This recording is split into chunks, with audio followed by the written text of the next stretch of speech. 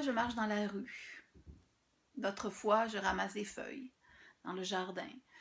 Parfois, je pose un geste, puis à un moment donné, un autre geste. Et je me rends compte que dans tous les gestes que je pose, la littérature fait partie de ma vie. Elle est là depuis un bon bout de temps.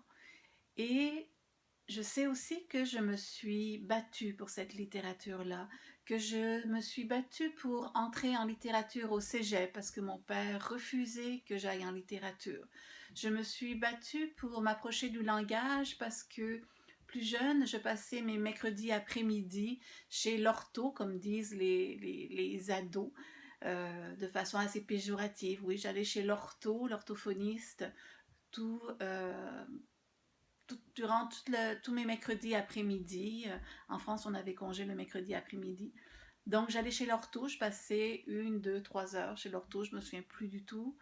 Mais je me souviens que je jouais avec les mots, je jouais avec le langage.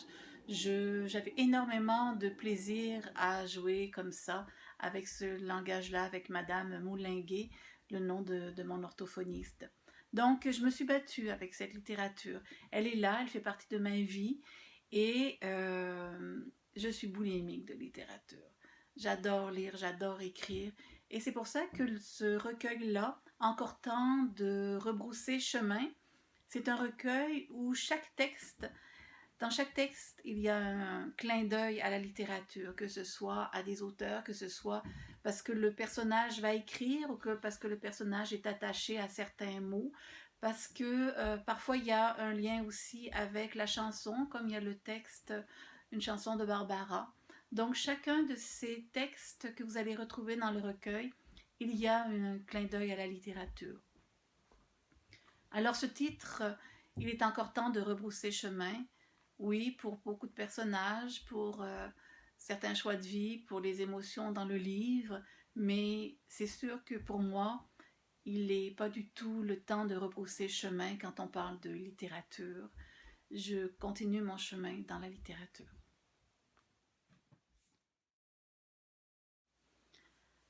Sur la page couverture, dans Encore temps de rebrousser chemin, vous allez retrouver des dominos, une série de dominos, des lignes. On sent qu'il y a une fragilité, un petit coup ou un grand coup ferait que ces dominos tomberaient. Dans ma main, j'ai les dominos de mon grand-père.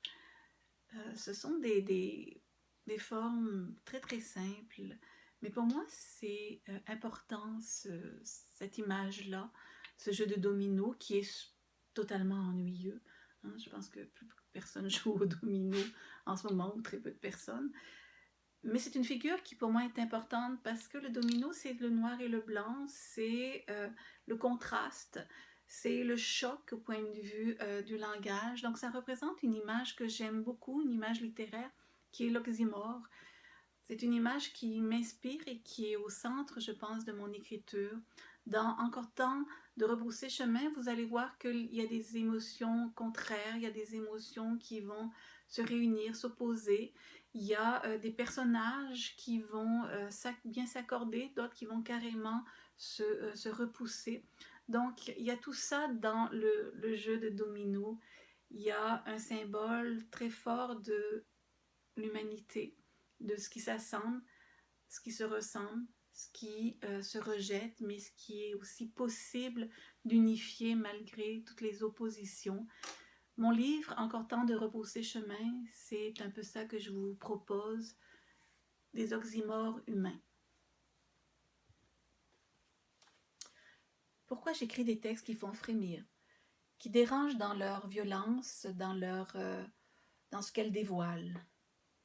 Je pense que je veux réagir contre la gentillesse féminine, contre les normes qu'on nous impose, contre la bienséance. Je veux casser les censures, ça ne me dérange pas d'aller dans des zones obscures. Au contraire, ça me plaît. Ça me plaît. Pourquoi? Parce que j'arrive à atteindre un certain langage différent.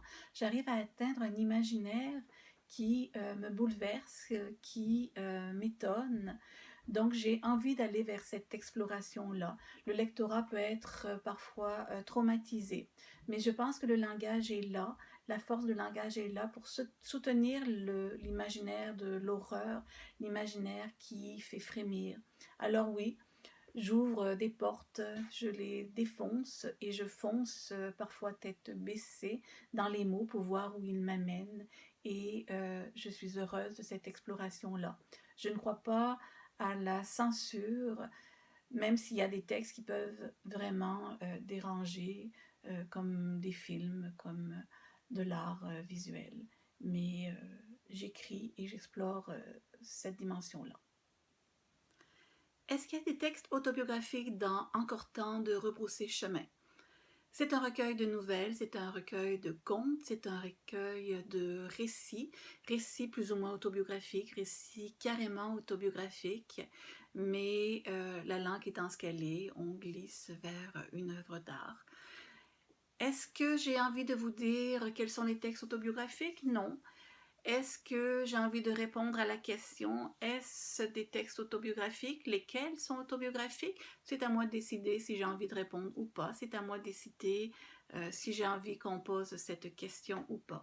Si j'avais voulu que ce soit lu comme de l'autobiographie, j'aurais publié un récit autobiographique. Donc c'est un recueil de fiction, de nouvelles, de contes, plus ou moins ancrés en moi.